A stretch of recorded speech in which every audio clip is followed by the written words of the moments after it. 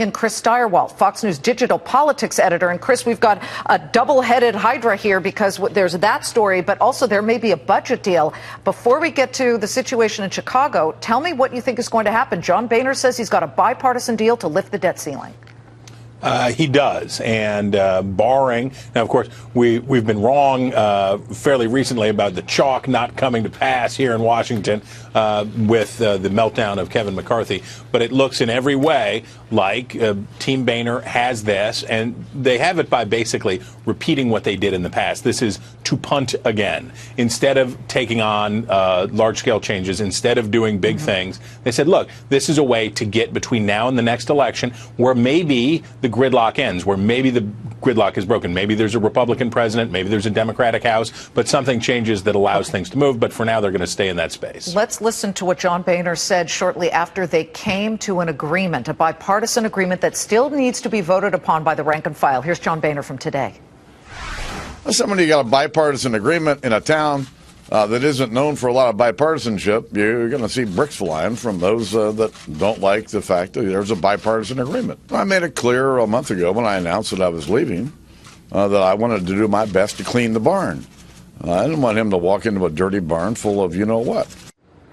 Him meaning Paul Ryan, who's expected to be the speaker, and clearly Paul Ryan is he sort of in the position where he has to say this is an outrage, this is not the way to conduct the people's business, but in essence he should be saying thank you, John Boehner, get that issue out of my face.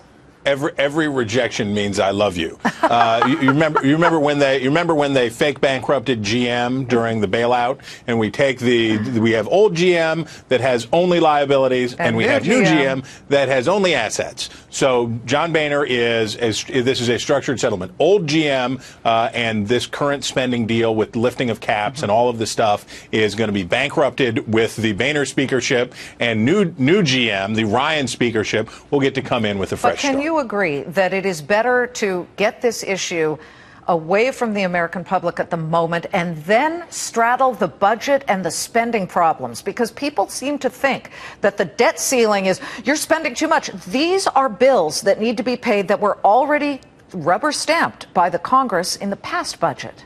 Well, I would say this, that the failure to raise the debt limit at the end of the Bush administration, the uncoupling of the debt limit with the budget. So the budget had always run concurrent with the debt limit, and you increased the amount of borrowing authority to match what you're spending. And so it goes. We need more of this. We need more of that. So it's a healthy, normal negotiation. When you uncoupled those two things, the behavior became erratic. Washington has a big problem. Hasn't had a budget since 2007. And if you don't have a budget and you're not doing the debt ceiling with it, you get to crazy town pretty quick. Have a nice life, Paul Ryan. He's got a couple of years of tough sledding ahead of him. Chris, thank you very much.